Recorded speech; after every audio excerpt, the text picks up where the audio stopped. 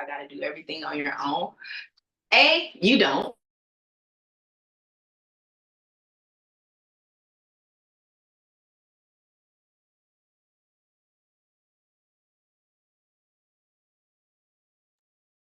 Good morning, everyone, and welcome to our SWAC football head coaches media session for Monday, September 16th. On your own. And you don't. We'll begin our media session for today at approximately 10:05 with Alabama A&M head coach Connell Maynor. He'll be followed by Coach Eddie Robinson at 10:15.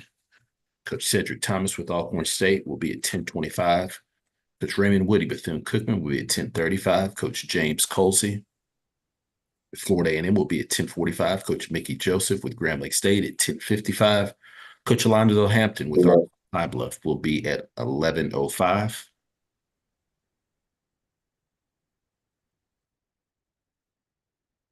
Coach Kendrick Way with Mississippi Valley State will be at 11:15. Coach Bubba McDowell with Prairie A&M will be at 11:25. Coach Terence Graves will be at 11:35. Coach Chris Dishman with Texas Southern will be at 11:45. And Coach T.C. Taylor with Jackson State will be at 11:55. We'll pause momentarily. Appreciate your patience.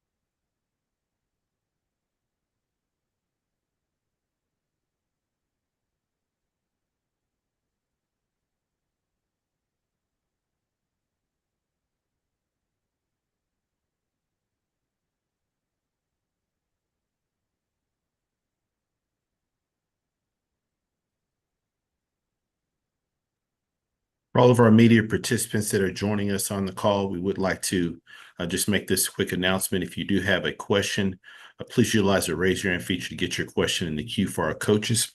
If there are questions in the queue, we're going to limit questions to one initial question so that we can get as many questions asked as possible. If we have additional time, please feel free to re-raise your hand, get a follow-up question answered.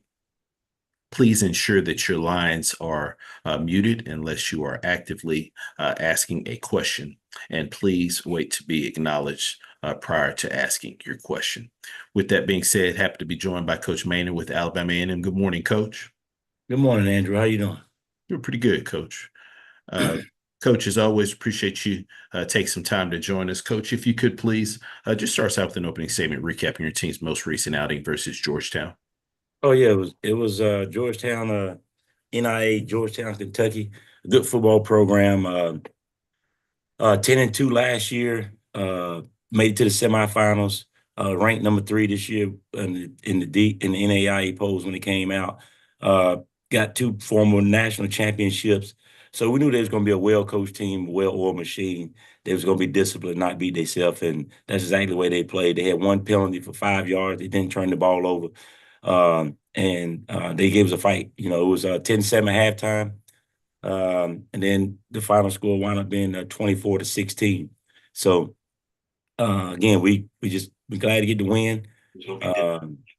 And those guys play hard. We got to get better. We got to get better in all 3 phases. But we got there with a W, so that's what we wanted, and that's what we got. Appreciate those opening comments, Coach. Want to open it for questions for Coach Maynor. Once again, if you do have a question, please utilize the raise your hand feature to get your question in the queue. Floor is now open for questions for Coach Maynor. All right, first question goes to Perry Daniels. Good morning, Coach. Good morning, Perry. How you doing? I'm doing super fantastic. Hey, what does your team take away from a victory over a quality program like that moving forward? You know, just keep fighting, never giving up. You know, we always say respect all, fear none. And you know, I thought we respected them.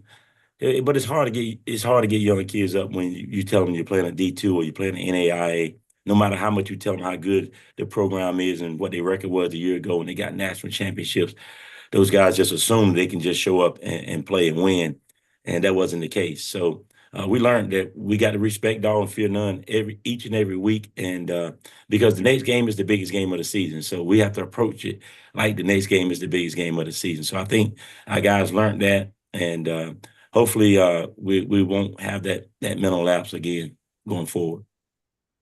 Thank you, sir. Next question goes to Doc Holliday. Coach Maynor, good morning. How you doing today? Good, Doc. How you doing? I'm doing good. Give me a takeaway about your defense in this game against Georgetown College and what you think you can expect for them in the next game. I thought actually, you know, stats-wise, the defense played pretty good.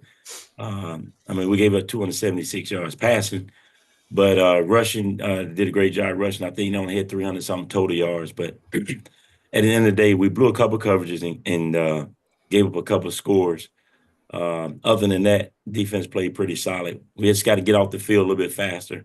I think the time of possession was like 29-31, and that's too much. So we got to get off the field.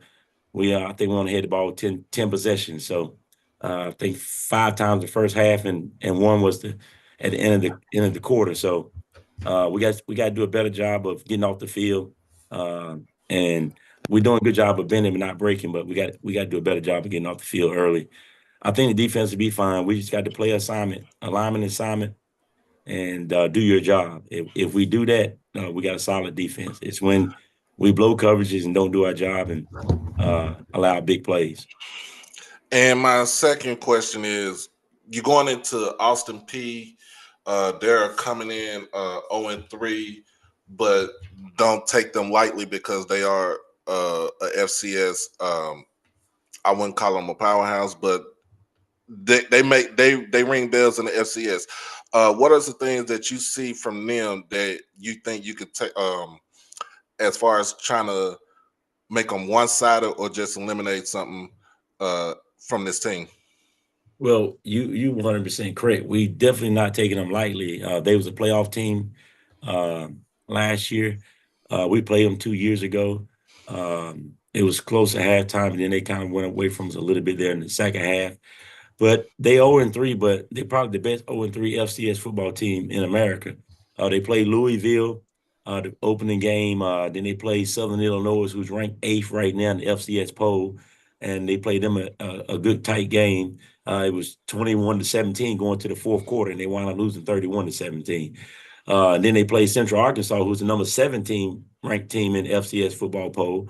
And so those teams are combined 6-2. And they play quality opponents, and they played them tough, and they played them hard.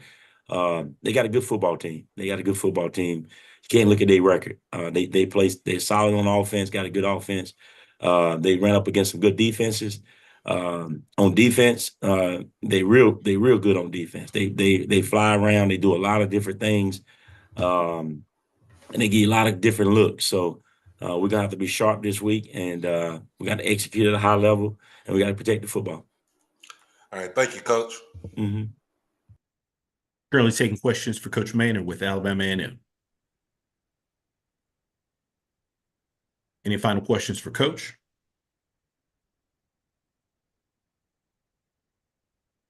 Coach, as always, we appreciate your time. Look forward to speaking to you again next week. Thank you, man. I want to congratulate all the coaches that got a win this week, and good luck to everybody else this week. Appreciate it, Coach.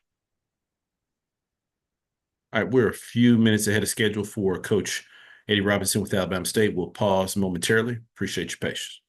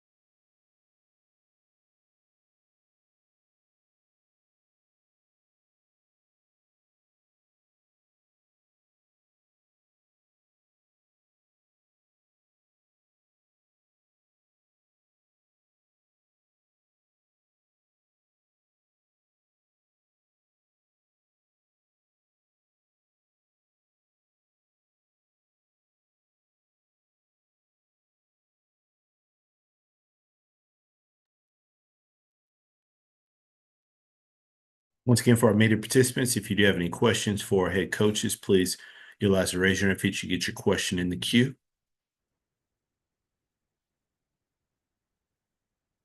Please wait to be acknowledged prior to asking your question, and please ensure that your line is muted unless you're actively asking a question. With that being said, happy to be joined by Coach Robinson with Alabama State. Good morning, Coach. Good morning. How's it going today? Doing pretty good, Coach. Appreciate you. Coach, if you could please start us out with an opening statement, just recapping your team's most recent outing at Sanford. Yeah, this weekend we went up to Birmingham, played Sanford, SoCon opponent. Hadn't played them probably about 25, 30 years. Good environment, good crowd. Everybody showed up ready to play. Kids play hard.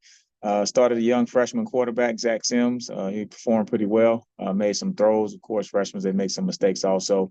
Got off to a 7-0 lead with a big play to Bakari Daly on the sideline. 7-6, they came back. We blocked an extra point. They play fast and the tempo was moving. I thought our defense played extremely well. Had about 4 balls on the ground that we just couldn't recover. Blocked another field goal later on, so kept it at 7-6. Second half, they took a 12-7 lead, and then we couldn't get another score on the board. Had some opportunities.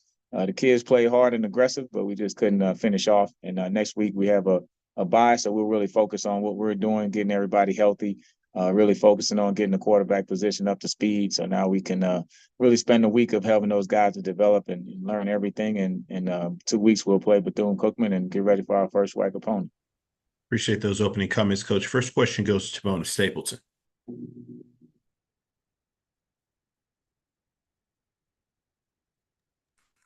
Good morning, Coach. How you doing? Good morning. How's it going?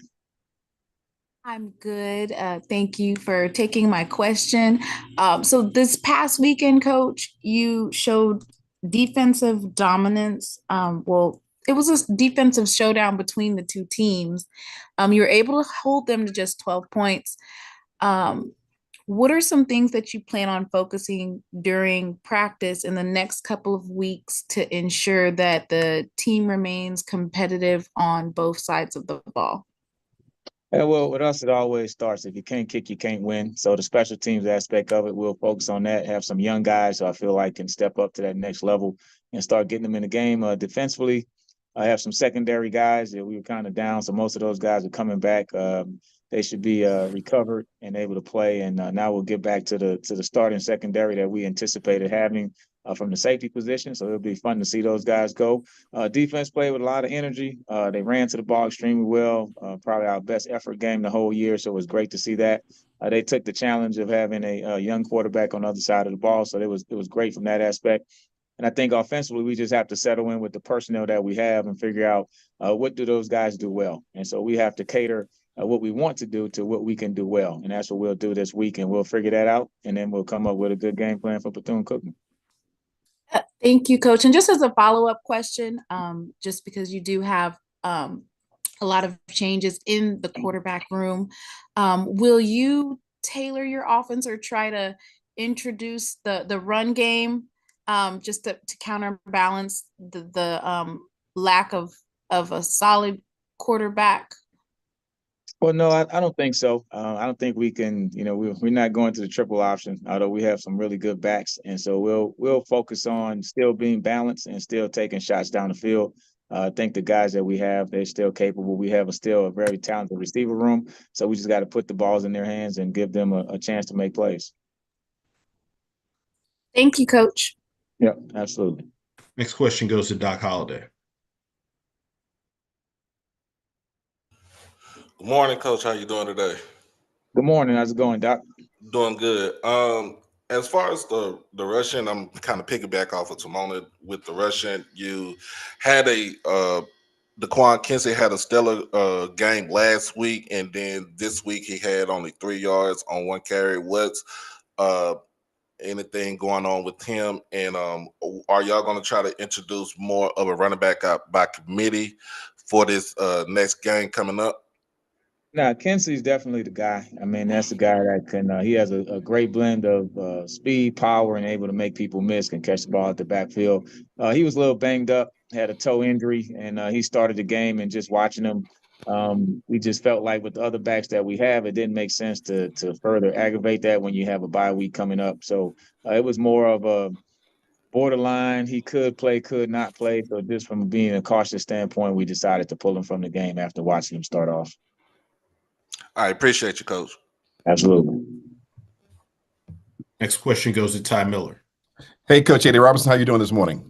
Doing great, Ty. How's it going? Pretty good with the Power News Radio Network and Black College Football Weekly. I want to ask you about this bye weekend and some off-the-field stuff, basically. Since it is an election season, and there's been a lot of disinformation and misinformation in the Black community, particularly among young Black men. How do you keep your players engaged in what's going on and making sure that they are registered to vote this election season? Yeah, so we spend a lot of time for us this bye week. The off the field aspect is community service and also academics. So that's the main two focuses. But I think in the bigger picture of being leaders of young Black men, you have to introduce that aspect of it too. So we'll definitely have those conversations as well. You have some sidebar conversation with kids, and it really covers all topics. Most of the coaches on this phone call will tell you, we're parents, mentors, coaches, dads, uncles, all of that. And so part of it is also including the aspect of being responsible citizens and participating in elections. And so we'll definitely give them the opportunity and inform them of the importance of doing that. Thank you much. Appreciate it. Absolutely. Currently taking questions for Coach Robinson with Alabama State. Any final questions for Coach? All right. Next question goes to Perry Daniels. Coach, your defense had a nice stand, goal line stand early on in this game, and your team played with 0 penalties. Can you talk about both of those aspects of the game? Yeah, well, defense had a good goal line stand. They played extremely hard. We had 6 penalties, and actually had a couple at the end that were close. Personal foul that really hurt us towards the end of the game. One of the things that we have to clean up, it was one of those things where you could say it probably should have been a conversation and not a personal foul, but it's part of it, and it's something that we had to accept. But yeah, the defense is playing extremely well. Love the effort that they have. Had a lot of balls on the ground, and like I tell the coaches, what should have happened. You can't get into, if we would have had this, or should have, could what should have happened. Move on to the next game. So it was a tough one, a tough loss against a pretty good team, good SoCon opponent. Whenever we're playing out the conference, it's a little extra sense of, you're playing for yourself and for the SWAC. And so definitely want to get the win. So it still kind of hurts a little bit because it was one that you felt like it got away, especially as good as we played defensively, but we just couldn't get it done at the end. Thank you, sir. Absolutely. Any final questions for Coach Robinson with Alabama State? Coach, as always, we appreciate your time. Look forward to speaking to you again next week. All right. Thank you. Appreciate it. Yes, sir. Thank you. All right. We are a few minutes ahead of schedule for Coach Thomas with Alcorn State. We'll pause momentarily. Appreciate your patience.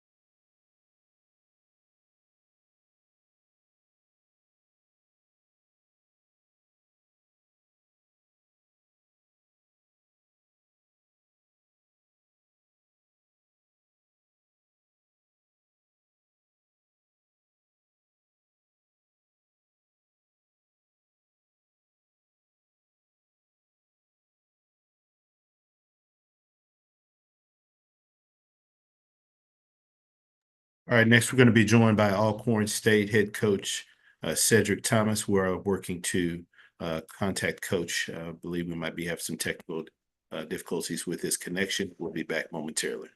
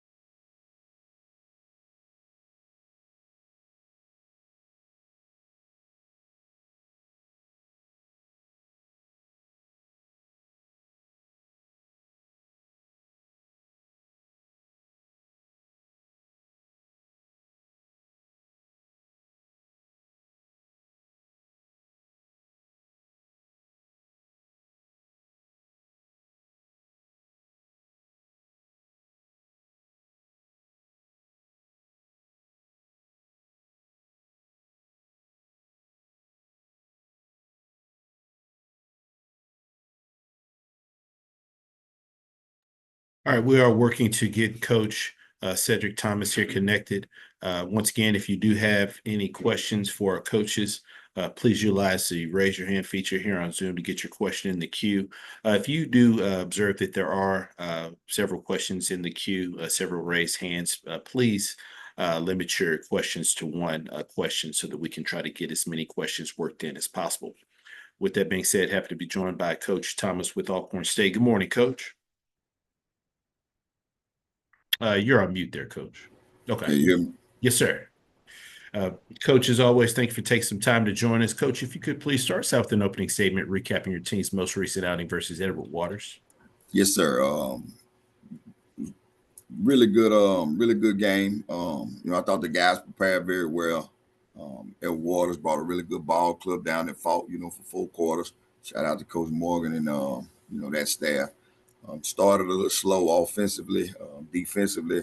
We gave up too many snaps. I think we played about 17, 18 snaps that first quarter.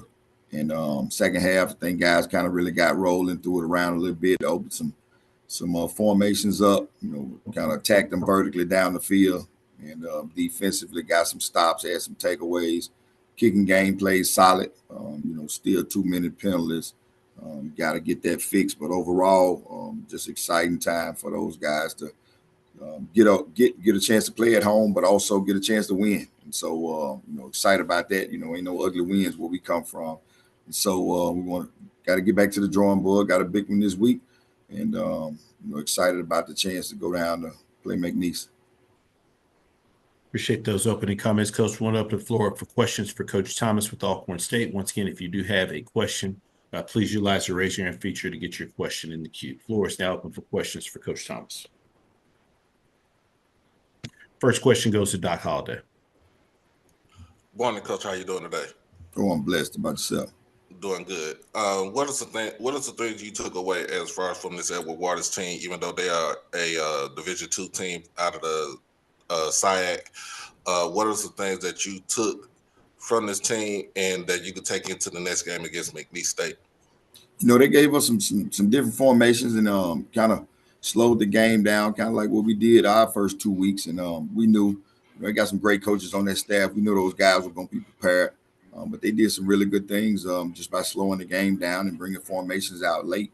And so, you always take different things from teams you played or the film aspect. So I think offensively and defensively, that's something we can kind of put in our toolbox, going down the season later on that we feel like can help us. I appreciate you, Coach. Yes, sir. Next question goes to Perry Daniels. Coach, speaking of watching film, the Southern University had McNeese on the ropes earlier this season, and McNeese was able to pull it out.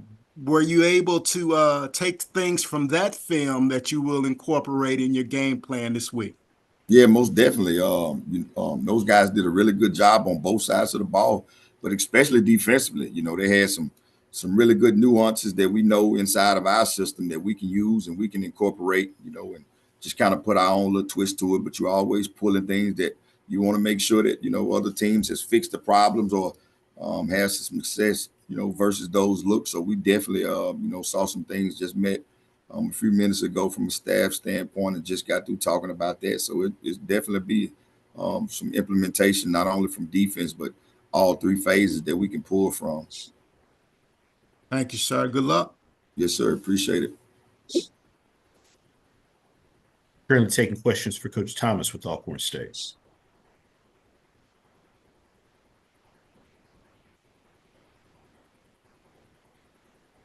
Any final questions for Coach? All right, Coach, as always, we appreciate your time. Look forward to speaking to you again next week. Yes, sir. Thank you. Yes, sir. Thank you. All right, we are ahead of schedule for Coach Woodie with Bethune-Cookman. We'll pause momentarily.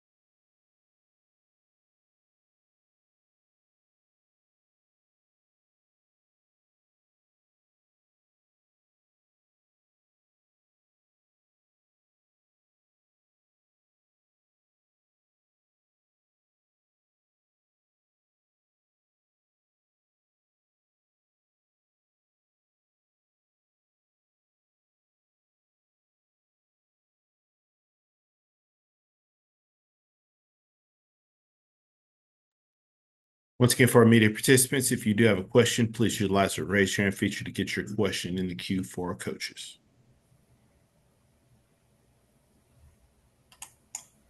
All right, now we go to Bethune-Cookman and Coach. Good morning, Coach.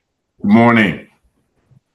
Coach, as always, we appreciate you taking some time to join us. Coach, if you could please just start us out with an opening statement recapping your team's most recent outing at Western Michigan. I tell you, it's great atmosphere in Kalamazoo. I don't know when the last time we played them, but it was really good in front of their crowd. You know, obviously, you know, they have a lot of tradition, you know, in the MAC. We started off with one of the toss, deferred to the second half, and we had a miscue on a blown assignment, you know, right off the bat, you know, a 54-yard pass.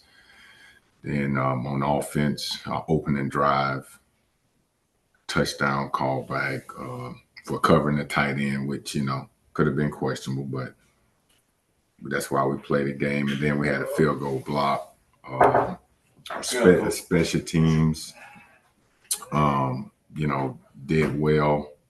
You know, we had two touchdowns by Darnell Dees, you know, 4 returns for 225 yards for average of 56.3 yards. So it's kind of good to see us put points on the board and, you know, take some good aspects, you know, from the game, you know, we played. I mean, obviously we put up 31 points, you know, against a good football team.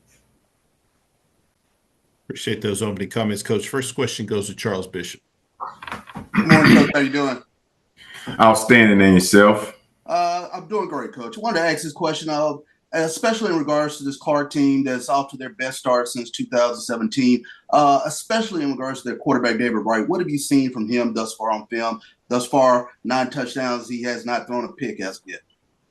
Well, I tell you what, he's a good, you know, I saw him in high school, obviously, you know, from the Tampa Bay area. I mean, really good football player, has some weapons. You know, they do a good job, you know, as far as spreading it around. And, you know, it's going to be a good football team coming in here, you know, looking to keep their streak going, but we got to be ready.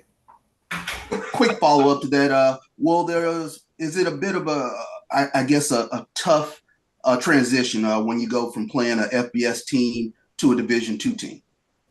No, I mean, I just think that's why you play the game. You can't underestimate anyone. You know, obviously got a lot of respect for each opponent that we play, and you know, it's all about execution. You know, I mean, I don't see, you know, conferences. Obviously, people say it is, but you still have to be your best on that given day. Sure thing. Appreciate that, Coach. Thank you. Next question goes to Doc Holliday. Good morning, Coach. How you doing today? Good morning. How you doing, Doc? I'm doing good. Man, tell everybody, what do you think about Darnell Dees and his ability in the return game? Well, I tell you what, I mean, that guy, he comes to work and go to work. And like I told him, you know, when you get an opportunity, you're going to have to seize the moment. I mean, you know, going back last season, you know, they was kicking the ball away from him. And, you know, it was just good to see him being able to put the ball in his hands, and then obviously the other 10, you know, making those key blocks, getting to the winner's angles, and then he did the rest by himself. And follow-up question: you're going up against a primarily passing team in Clark, Atlanta. Different style of what you saw this weekend from Western Michigan, where they control the ball as far as running the ball. What are the things that you see from Clark that you think that you can kind of take advantage of in this game? Well, you know, I tell you what, they do a really good job. Like I said earlier, you know, they spread you out. I think it's going to come down to how well we play up front, you know, being able to put hands, you know, up and mirror the throwing hand and doing those type of things to you know, we got to confuse that guy. I mean, he's a really good football player. We got to affect him. I mean, because he can get it around to the playmakers. We just got to do a really good job up front, you know, and dominate. All right. Thank you for your quiet time, Coach. Thank you. Next question goes to Dwayne Nash. Good morning, Coach. Dwayne Nash from the Yard, HBCU Sports and Hero Sports. How are you this morning? Outstanding. And yourself? I'm doing pretty good. That's good. You started your schedule out with a pretty tough slate with two FBS opponents and an FCS opponent that played in the playoffs last year. How can you assess the play of your team over the past three games, and what have you learned that'll help you out going out through the rest of the season against this HBCU slate you have remaining? Well, I tell you what, being in our situation, which is awesome to evaluate guys every day. We're starting to see, who's going to step up in crucial situations, and that's what you do as a coach. You have an opportunity to evaluate, and then being able to put the best guys out that's going to end up finishing strong for you. So it's been a blessing, just to learn this team, to see who can do the different things that we want them to do in crucial situations. So it helps us, to be the best. You got to play the best. And those three teams that we play, they're winning teams and really good tradition. And our guys, they just been outstanding, coming to work, going to work. So we're excited. All right, thanks so much, Coach. Good luck this week. Thank you. Currently taking questions for Coach Woodie with Bethune-Cookman. Any final questions for Coach? Coach, as always, we appreciate your time. Look forward to speaking to you again next week. Appreciate you all. Thank you. Yes, sir. Thank you. All right, we will pause momentarily. We'll be joined by Coach James Colzie with Florida A&M at approximately 10:45. Thank you for your patience.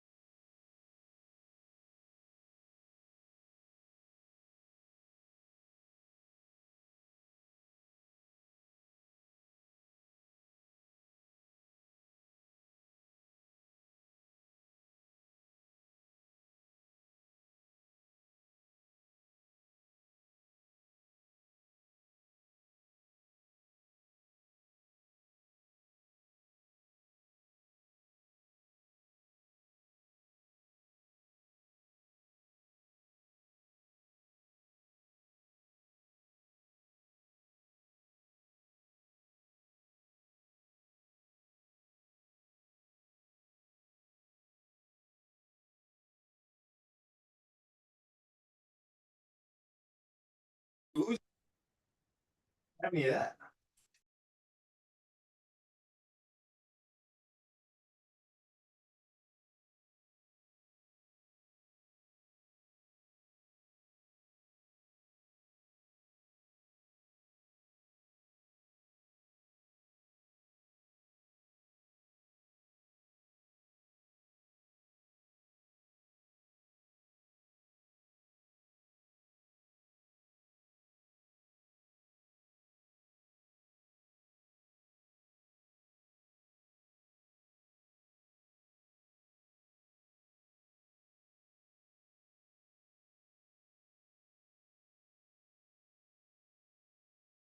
Once again, for our media participants, if you do have any questions for our coaches, please utilize the raise your hand feature to get your question in the queue. If you do see there are questions in the queue, please limit your questions just to one initial question. If we've got additional time, please feel free to re-raise your hand to get your question back to get additional questions answered. With that being said, happy to be joined by Coach Colzie with Florida A&M. Good morning, Coach. Good morning, everyone. How you doing? Doing pretty good, Coach. Appreciate you asking. Coach, obviously this past week was a bye week for your program. So if you can just kind of start us out just by recapping your past week. Well, I'm pretty sure as most coaches would say, coaches get into that bye week, they worry about the weekend of, right? And obviously, we worked on some fundamental things on Tuesday and Wednesday, kind of went back to day one with some of our guys, but was happy to say that everyone reported back on time on Sunday. We got back our lifts and got to our lifts yesterday, and then had a great practice, yesterday evening, but got back to our basics last week and got ourselves healthy. We had about maybe 5 to 7 guys that didn't even make the trip to the University of Miami just because of injury. So happy to be 100% healthy. Happy our guys made it back safe, and looking forward to Troy this upcoming weekend. Appreciate those opening comments, Coach. We'll open the floor for questions for Coach Colzie. Once again, if you do have a question, please utilize the raise your hand feature to get your question in the queue. Floor is now open for questions. Coach, you kind of spoke of your upcoming opponent there, Troy. What are some of the things that stand out on film that you've observed? They got a number 7 that's one of the best players I've seen, all season. Finding different ways to get him the football, whether it's in the slot, whether it's in the return game. He torched a really, really good defense this past weekend in Iowa. So, overall, a team that's looking for a win. I know they're 0-3, but they played 3 quality opponents and played well. But just wasn't able to get the victory. So, I know their head coach is looking forward to probably this weekend, where they're hoping they finally get their first win of the season. Next question goes to Doc Holliday. Good morning, Coach. How you doing today? Hey, Doc. How you doing, boss? I'm doing good. Hope you enjoyed your bye week this week. We did. Thank you. Now, there's some irony coming in from Tallahassee saying that your team is the best team in Tallahassee, knowing that you are a former Seminole. What are the things that you want to continue to do going into this game against Troy and going ahead when you headed to SWAC play? I don't know if it's irony about Florida State. Obviously Florida State's kind of in a similar fashion that, they're looking forward to trying to get a win. But for us, we concentrate what's over here on the hills, right? So I think for us, we have 2 things right now on the offensive side and defensive side that we need to improve on this week, in regards to opening up when we want to open up SWAC play. I mean, defensively, man, obviously we got to be able, our standard for stopping the run right now is not where it needs to be. And we don't have any turnovers defensively right now. So those are 2 things defensively we're looking forward to. We've stressed the importance of being better in those situations. And obviously we did that. We did a lot of that last week, and continuing to stress it like we did last night. Offensively, again, similar fashion, just making sure we're getting better on 3rd down and then holding on to the football. So, two things that we can improve on. We obviously being 2-1, excited about that. But to me, it's not a good 2-1. We've had 2 games where we had the ones that we won. They were really, really close games where we had times or opportunities to make those games with a little bit of a wider margin. So we struggled with that against Miami, right, which ultimately gave us the defeat that we had. And if we don't take care of those 4 specific things, offensively and defensively, we can be in another tight little spot against Troy. So, obviously, you're playing an FBS opponent last week or week and a half ago against Miami, and now you're playing another one in Troy. 2 good football programs where, you got to take care of your details to make sure that, that you're in the football game. I appreciate you, Coach. Problem. Next question goes to Charles Bishop. How you doing, Coach? How you doing, Charles? I wanted to ask this question in addition to obviously your evaluation of your team. On your off week, did you kind of take an opportunity to kind of take a look around at other teams around the SWAC? Well, for our bye week, right? I wasn't watching Colorado State. I was watching the other teams in the SWAC play. You look at the level and the talent level in our conference. it's at an all-time high. You know, you had some you had some games in, but interconference, right? That where they didn't really matter in the standings, but believe it or not, they mattered to those individual universities. So got a chance to watch everyone play. It's athletic conference, athletic bunch. I don't know how far we're looking into having to open up conference play because some of the teams that we do have to play. But yeah, I got a chance to watch some. Obviously we watched a little bit, throughout the year, but got a real opportunity to watch some this past weekend. I appreciate that, Coach. No problem. Currently taking questions for Coach Colzie with Florida A&M. Any final questions for Coach? Coach, as always, we appreciate your time. Look forward to speaking to you again next week. Hey, thank you very, very much, and good luck to everyone this week. Yes, sir. Thank you. All right, we are ahead of schedule for Coach Joseph with Grambling State. We'll pause momentarily.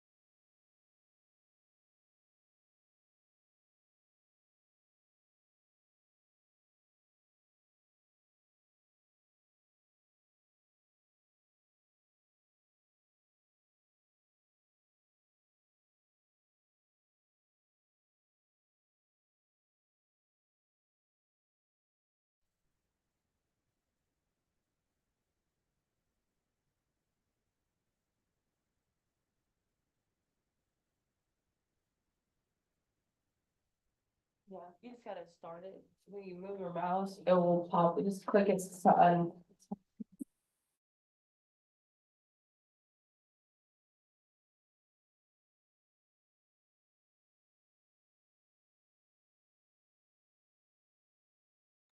There we go.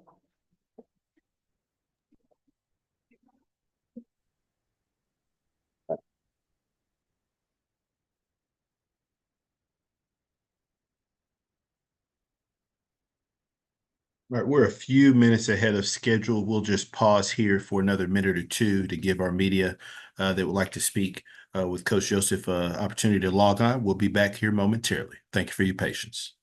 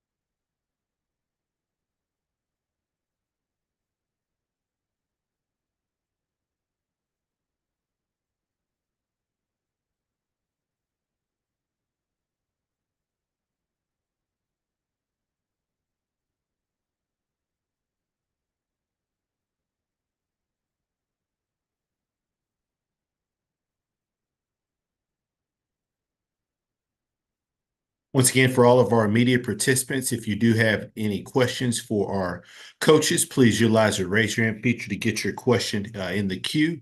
With that being said, happy to be joined by Coach Joseph with Grambling State. Good morning, Coach. Good morning. Coach, as always, thank you for taking some time out of your schedule to join us. Coach, if you could please start us out with an opening statement, recapping your team's most recent outing versus Texas A&M Commerce.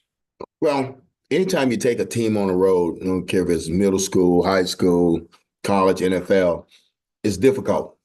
because they're not in their normal surroundings. So, take a team, our young team and our transfer portal team and high school team, and take them on the road. It was a tough environment to play in, and we asked them to play 60 minutes.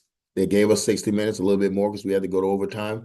But we asked them at halftime not to look at the scoreboard, not to look at the clock, and just play. And they did it. So we're proud of the boys that what they did, but we got to clean some things up. But it's always a difficult situation when you take a team on the road and you play one of these Southland schools. Appreciate those opening comments, Coach. First question goes to Perry Daniels. Hey, Coach. How you doing, Perry?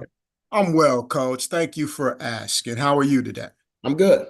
Good. Coach, talk about the adversity that your team faced in the fourth quarter and that long 75-yard drive. And then talk about what this victory could mean for your program.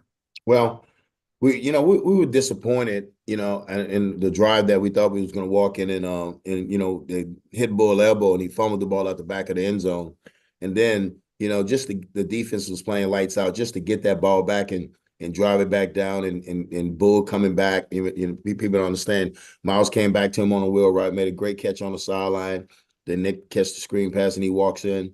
No, Nick, the first touchdown, but then we gave it to Trey Bradford and he gets in. But it was a time to show some grit, and it's a time to say, okay, hey, this thing's not over till the zero's on the clock. So they played hard. I was happy the way Miles came back in, but we got to play better coming out the half, and I got to do a better job of getting them ready. Thank you, sir. Next question goes to Doc Holliday. Coach Joseph, good morning. How you doing today? Morning, Doc. How you doing? Doing good. I know last week we talked about penalties with your team. You had 10 penalties on Saturday for 66 yards. What are some things you try to do to shore up the penalties for your football team? Well, you're never happy with penalties, but we're going to have some aggressive ones, But the non-moving penalties, the one that hurt me and hurts the team, and we had 7 of those. So we can't line up off sides. We can't have a legal procedure. We can't have those things. And we got to continue to fix. We got to do what we've been doing, pay attention in practice, and talk to the kids about, especially the D-line, get back a little bit, because we want credit card alignment. Everybody wants to cheat the ball, especially D linemen. But we got to do a better job as a coaching staff to getting them back and making good in-game adjustments. And after a while, I think we had 7 or 8 the first half. Then I think the second half we had 2 or 3. But you know it's going to be a perfect game. You're always going to have some flags thrown, especially when you're on the road. It's not your officials. You're going to have that. So we got to do a better job this week with our officials coming in. It's probably going to call it a little cleaner. And the second question is the 6 turnovers that you created on Saturday. What are the things you want to try to take into the next game against Jackson State? Well, we got to continue to play defense the way we're playing defense. We got to do a better job with the run game. Before it's takeaway, we stress that. Coach Rollins, Coach Collins, and Coach Smith, and Coach Johnson, they stress, knocking the ball out, breaking on the ball when you get that opportunity. And we're big on catching interceptions. Catch the ball. Don't let it hit your hand. A lot of people say DBs can't catch. No, everybody can catch.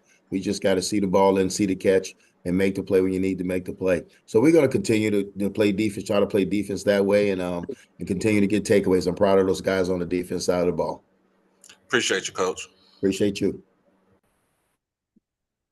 Currently taking questions for Coach Joseph. Next question goes to Terence Harris. Hey, Coach, how you doing?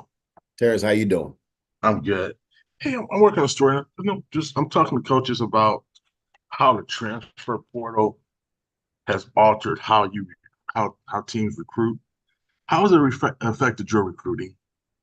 Well, I mean, we still want to be 85-15. We want to be 85% developmental and through high school kids and take about 15%, to the portal. Because I think at the FCS level, you still have an opportunity to develop some kids through your system. But the transfer portal has changed the landscape of college football because now they can transfer after one semester and go to the next school and be eligible. So, I mean, with the transfer portal, it can't be a hit or miss. It's got to be a hit because you're not bringing kids in from the portal to sit around and not play. So you got to really make sure you do your homework on the portal kids and know what you're getting. And then once they get here, you got to get to know them, because some of them got to continue to be developed. I always say this: if a kid came for Power 5 or Group of 5 and they dropped down to FCS, probably one of the main reasons because they hadn't played. So they hadn't played, so you still have to develop that kid, because that's the reason he's with you, because he hadn't played. So it could be hit or miss, but for us, it's got to be a hit. It can't be a miss. But what about the numbers? I mean, you know, in terms of just, I mean, how many kids do you go after high school wise? I mean, how much has that changed? Well, no, we recruit high school like we normally recruit high school, and you know we hit the schools. We do have names. We're always going to be inside out, so we're in Louisiana first. So we'll look at the numbers at the end of the year, because you also got to remember, now the first thing you got to do is recruit your own team. You know, you got to recruit your own players, make sure nobody's recruiting them and they leaving out the door, so you can get your numbers. So the numbers won't be clear to us till probably January. So we know if everybody's coming back, who's leaving. So in January, we'll have another outlook on the numbers. But right now, we couldn't tell you what we're going to go after. We're just going to recruit, and we're going to find some good players. And that's all I tell our guys to do. The numbers will work themselves out. They always does. Thanks, Coach. Next question goes to Perry Daniels. Coach, you've got Jackson State coming up next, and they had a stout defensive performance against Southern this past week, holding Southern to only 50 yards rushing. What are you looking to do this week against this Jackson State team? Well, you know, they play good football in Jackson, you know, and they've been playing good football there for a long time. I remember when I came in a conference in 1999 at Alabama State, you know, they was a good-looking football team. And I was like, oh, that's a good-looking team. But, you know, they got a really good defense. So we got to find some things that we can do, you know, and see if we can get advantage on that part. But at the end of the day, we got to execute. We got to be able to block, and we got to be able to execute the plays. And we hadn't done that in the last two games for 60 minutes. So we're looking to come out and execute for 60 minutes. And, you know, you're going to play a tough defense, and, you know, and the kids know that. You know, the kids know that. So we got to get them prepared as coaches, and get the game plan smoothing out, and see what we can do for them. We'll know more probably by the night, you know, after we finish game planning. Good luck, Coach. Thank you. Next question goes to Ty Miller. Hey, Coach Joseph. Good morning. Ty Miller from Power News Radio Network and Black College Football Weekly. How are you? How you doing? I'm doing all right. I'm good, Coach. Jackson State has a lot of versatility with their skill players on offense, using various backs and wide receivers.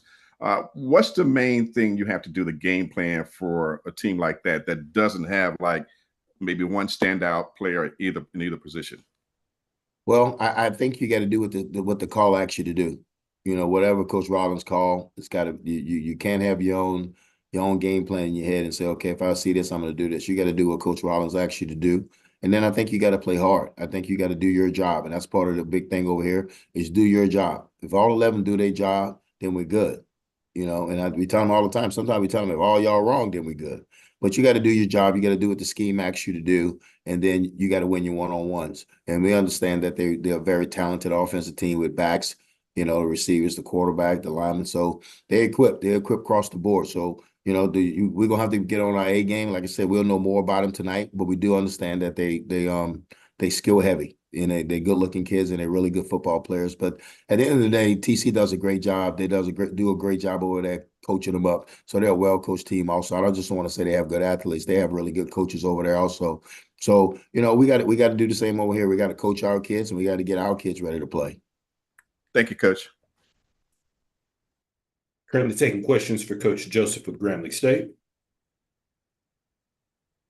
Any final questions for Coach? Coach, as always, we appreciate your time. Look forward to speaking to you again next week. I appreciate you guys. Good luck this week. Yes, sir. Thank you. All right, we're a minute or so ahead of schedule for Coach Hampton with Arkansas Pine Bluff. We'll pause momentarily. Thank you for your patience.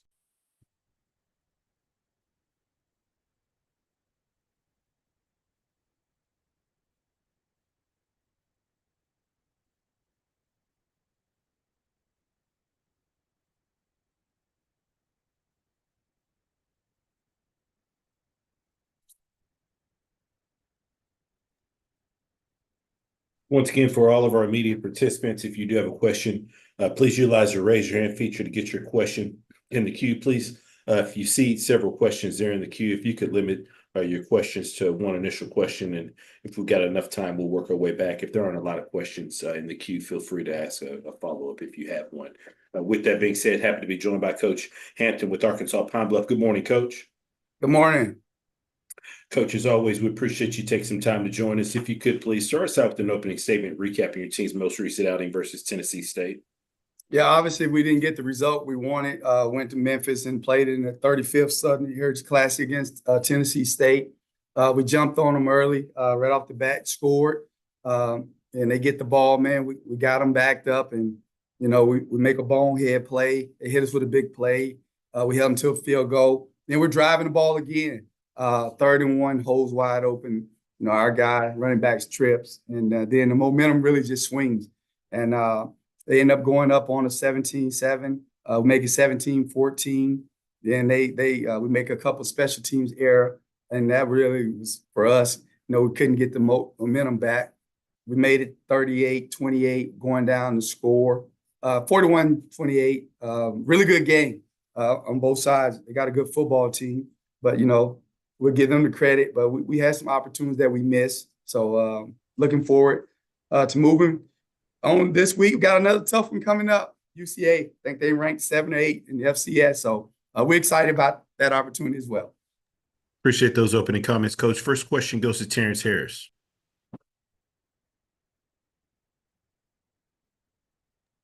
Hey, Coach, how's it going? Going good.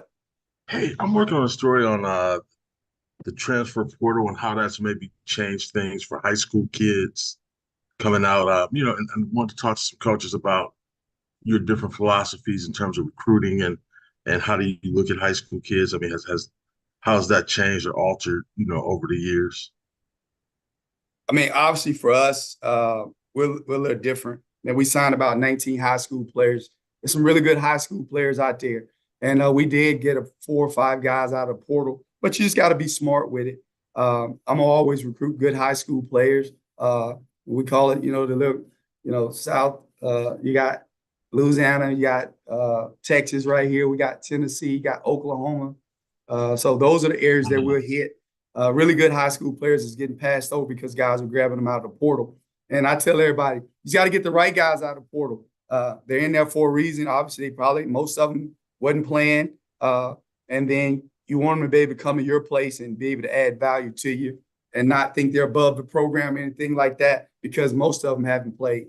But I think the portal, if you use it the right way, it can definitely enhance your program. We've gotten 3 or 4 good players on our team this year out of the portal, and they came from smaller divisions. So I think you just got to do a good job of researching it, talking with the coaches, getting the information, high school coaches, and you know, and kind of find what's best for you and your team. Is there kind of a tricky balance in trying to figure out how many to bring, you know, from the portal, how many kids to recruit from the high school, in terms of just the longevity of your program and sustaining the program? No, I mean, for us, obviously, I mean, it's all based off of needs. Like, what do you need? I mean, if you need a guy at the receiver position that can play right now, then you go get a guy in the portal. If he feel like he can help you, if you need a guy on the defensive side of the ball, you may think a high school kid may be ready to play faster. I mean, I got 3 freshmen that's starting for us. I mean, they pretty doggone good players, and you know, so they're going to continue to get better. So it's kind of, like I said, it's a fine line. You got to decide what's best for you and your program. And again, I heard most of the coaches say it's just a process. You don't panic. And so I like some of the freshmen that we signed. I like all 19 of them, honestly. And you know, eventually they're gonna grow up. And some of them growing up quicker than they probably thought they would have to. But we're enjoying the process. Thanks, Coach. Next question goes to Tanner Spearman. Hey, Coach, you mentioned UCA coming in. They're a top 10 ranked team in FCS. To have a team like that come to Pine Bluff to play, how big of an opportunity is that for you and your team? That's a great opportunity for us, our fan base. I truly believe it'll be sold out this week. I mean, half of our roster know probably 90% of that roster and vice versa. We know their coaches know us. Coach Nathan Brown's, man, he got a tremendous program. And so I just think if you're not in Pine Bluff at 6 o'clock on Saturday night, man, you missing it. It's going to be a nice crowd. I think the sun's supposed to be out. That means the turkey legs will be out. So it'll be fun. But they're really, really good. And so we kind of have a work cut out for us. But again, as like the coaches said on here, man, some of these games that you play, we're FCS with them, but they got a really good program, and that coaching staff has been together a while. That running back is the real deal. I mean, that kid will get drafted. I call him Thunder and Lightning. I don't want to see him. I hope something. I hope he just decides he don't want to play this week. But he's special, and the quarterback special, the DN special. They got a really good football team. Hence, they rank number 7 in the FCS. This question goes to Doc Holliday. Good morning, Coach. How you doing today? Hey, good morning. Doing good. Talk about the penalties from the game on Saturday, 15 for 121. What are we going to try to do to make sure that your team is going to be disciplined for this Saturday against Central Arkansas? Yeah, that was very uncharacteristic. We hadn't even had 6 penalties in the first 2 games. And then we come out here, we have 15. You have 2 offsides on defense. That's just being undisciplined, not doing the job, not watching the ball. We had a face mask penalty, and that's going to happen sometime. Then you had a PI, defensive PI, and then you had, one of our players were actually talking to his teammate, and he clapped his hand, and they jumped, and so we got that penalty call. And then 2 of them, just because our quarterback can really do some things, he's scrambling in the pocket. He gets outside the pocket, and we got our little hands outside. 2 of them third down calls. He's literally got the first down. So things like that. So we just got to be smart. It really wasn't anything. It was very uncharacteristic to have 15 for us because that's just not who we are as a football team. And we just got to harp on the little things, understanding, hey, Makai is a guy that can make people miss. And sometimes you probably going to have to block a little longer, but sometimes okay. Just let him go because he can make guys miss on his own. And on defense, we just got to watch the football. And sometimes these penalties are just in the heat of the moment. You're making a play and you and the guy may be jaw jacking. Those are the ones we got to cut out. And then as one of the coaches said, any kind of pre-snap penalties, man, that's undisciplined football. You don't want that. And we got to clean that up this week, and we will. Appreciate you, Coach. This question goes to Brandon King. Brandon King with Inside the HBCU Sports Lab and SneakerShopTalk.com. How you doing this morning, Coach? Hey, I'm doing great.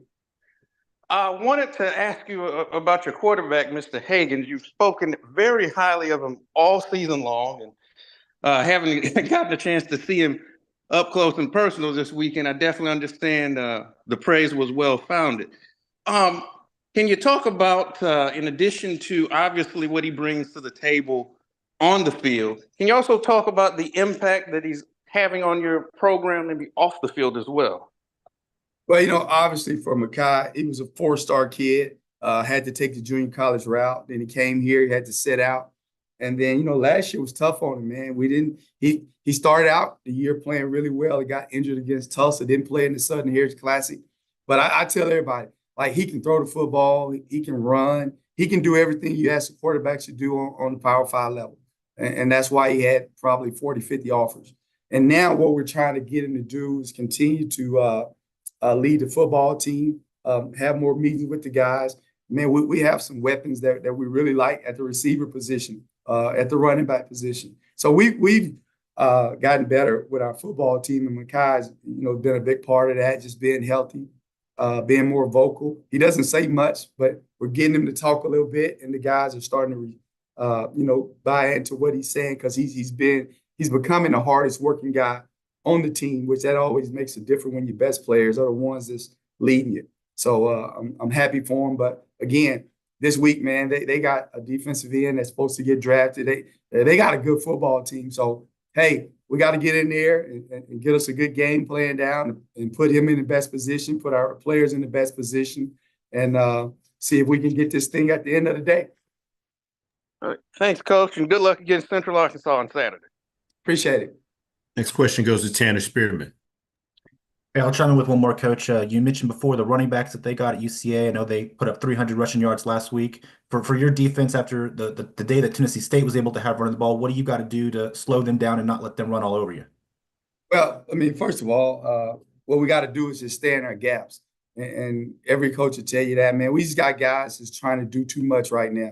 And again, we got to calm them down and make sure they understand, like, hey, am I a spill player? Am I a lever player? Okay, who's going to be the guy to set the edge of the defense and things of that nature. It's early in the year, and like I said, man, we got a lot of young players playing, and they're going to be really good. So this week, man, we probably need to put 10 guys in the box. I mean, those running backs are special. And then obviously, we know in order to win this game, we got to be able to stop the run. And so we're going to have to commit more guys to the box to be able to stop the run and make them throw the ball. That's the number one thing any defense need to do is stop the run, and we haven't done it. I mean, obviously, we played Arkansas. You know what happened? I mean, they got big line, all right? Then we played Arkansas Baptist. We were the better team. And then this week, man, we had a chance to win the game, but we give them credit. And they made some tough runs, but some of those runs, we just didn't do what we were required to do, and it kind of hit us. So we got to shore that up, especially with these two guys coming in here this week, and give ourselves a chance to win the game. All right, thanks, Coach. Coach Hampton, as always, we appreciate your time. Look forward to speaking to you again next week. Appreciate it. Yes, sir. Thank you. We now go to Mississippi Valley State. Once again, if you do have any questions, please utilize the raise your hand feature to get your question in the queue for our coaches. With that being said, happy to be joined by Coach Wade. Good morning, Coach. Hey, good morning. Coach, if you could please start us out with an opening statement recapping your team's most recent outing at Murray State. Yeah, man, I mean, it was a bad day in the office for the Delta Devils. You know, we showed up, we was lethargic, looked unmotivated. I think we went into this game thinking what we did the previous week was going to automatically transition to this week. And, you know, we got to understand that each day is an independent day with its own trials and tribulations. Each week is the same. And I just don't think we showed up. And all that falls on my shoulder. I got to do a better job preparing these guys to make sure that they understand the importance of being able to show up each and every day, each and every week. We lost a turnover battle 3-0. We had a fumble that led directly to points. So, you know, it was just a bad day in the office overall. But we met yesterday in our team meeting, and we had honest conversations about, you know, how important football is to each and everybody, players, coaches, and everybody else. So we've turned our attention to Nicholls State, really good football team. They 0-3, and I heard Coach Maynor say that he think Austin Peay is the best 0-3 FCS school in the country. I beg to differ. I think Nicholls State 0-3. I think they're the best FCS 0-3 team in the country for sure. Appreciate those opening comments, Coach. First question goes to Stephen Robinson. Yes, Coach. How you doing this morning? Stephen, what a pleasant surprise. How you doing, man? I'm good. Yeah, I'm doing well. Thank you, Coach. Just wanted to talk to you about playing fourth straight to open your season on the road. I know you still got this fourth one coming up before you come home. How taxing has that been to play fourth straight to open up your season on the road? And is it what you expected in terms of just going through the rigors and the grind of playing tough competition right off the bat the way you have? No, I mean, Stephen, that's what you want. You know, you want that. And, you know, playing on the road for us is not a bad thing. You know, it's good to be able to get away, get in a hotel, just where it's us versus everybody else. So it's not as bad as it seemed. Obviously, I mean, just the travel, I mean, takes its toll, I guess. But we've done a good job as far as just tailoring our practice to be able to kind of accommodate, you know, for these road trips. But like I said, you want to play good games. I'd rather play teams like this opposed to teams that you can go beat up on and give you this false sense of where you are as a team. So we've embraced it, and we're looking forward to this next one. Next question goes to Terence Harris. Hey, Coach, how you doing? Hey, Terence, how you doing?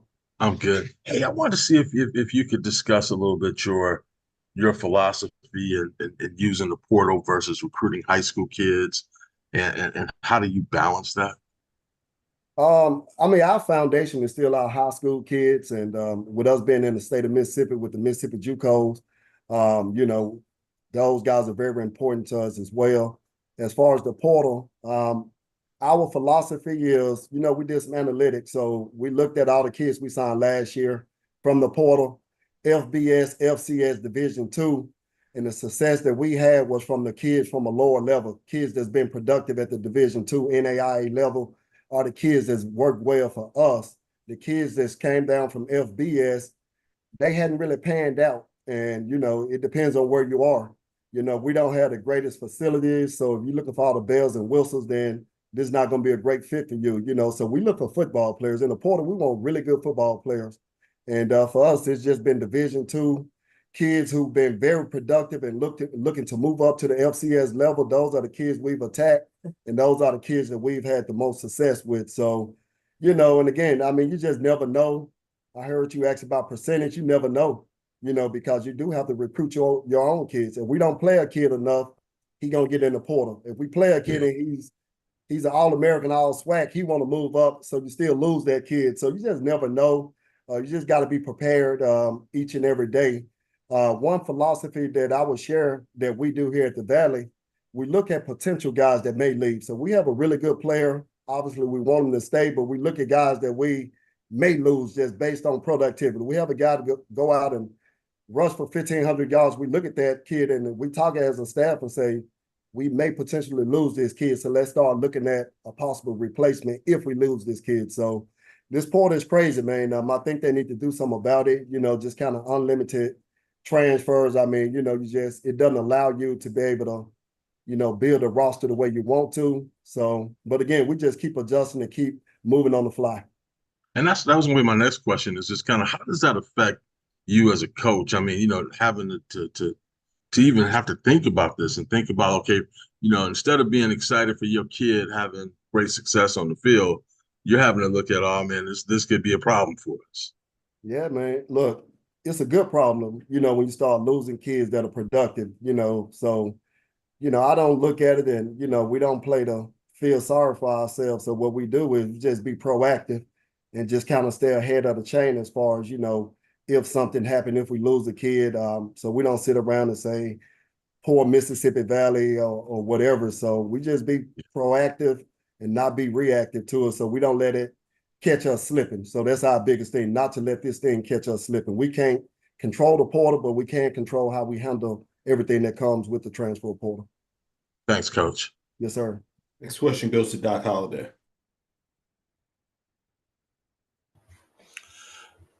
Good morning, Coach. How you doing today? Hey, good morning, Doc. I'm doing good. Big question for me is your all-SWAC tight end Jackson Davis. What's going on with him? We haven't seen anything from him this season. Can you tell us about what's the issue situation is? Yeah, I mean, we're getting it worked out just internally, just some compliance issues that we've had that we're trying to get rectified. We actually got 4 starters that hadn't played this year, you know, but we don't make any excuses about it. We just show up with the kids that we have. But we are working on something, a waiver. We're trying to get everything solidified with Jackson, as well as Joseph Church, who's our preseason first-team all-SWAC offensive tackle, and a couple more guys that we're working on getting cleared. So, man, it's been a process, but we are working on it, and I think we're getting closer to getting everything done when it comes to getting those guys back and ready for SWAC play. Appreciate you, Coach. Yes, sir. Thank you. Next question goes to Stephen Robinson. Yes, Coach, if you could comment quickly on Carrick Ross, a local kid right across the street, and right now he's leading your team in touchdown receptions. What has he meant to the program, and what type of kid is he as well? I mean, he's the epitome of what you want your program to look like. He show up each and every day. What you see on Saturday is a byproduct of what he does every single day. He show up every day. He work hard. He don't say a lot. You never hear anything from him, you know, and it's crazy. I pointed him out in the team meeting yesterday because a lot of times you have a lot of guys who say a lot, but you start looking at the film and you don't see that. So with Cedric, it's the total opposite. He rarely say anything. He show up, he embodies everything that we stand for as a program, as far as being just a blue collar organization. That's the foundation. Effort is the foundation of our program. And we've never had to talk to this kid about coming in and working hard. So, he embodies everything. I'm happy for the kid. He's been very productive, and he's one of our better players. And we're going to make sure we keep featuring that kid, because that's a kid who can do a lot of great things for you and your program, and he deserves it. Like I said, every day. I mean, Steven, you've been around this program. He's the type of kid each and every day, you know what you're going to get from that kid. And there's a lot to be said about that. Great. Thank you, Coach. Yes, sir. Coach, as always, we appreciate your time. Look forward to speaking to you again next week. Yes, sir. Thank you. Sir, thank you. All right, once again, for our media participants that are joining us here on this media session, if you have any questions, please utilize the raise your hand feature to get your question in the queue. And please ensure that your line is muted unless you're actively asking a question. And please wait to be acknowledged prior to asking your question. With that being said, I'm happy to be joined by Coach McDowell with Prairie View A&M. Good morning, Coach. Good morning, everybody.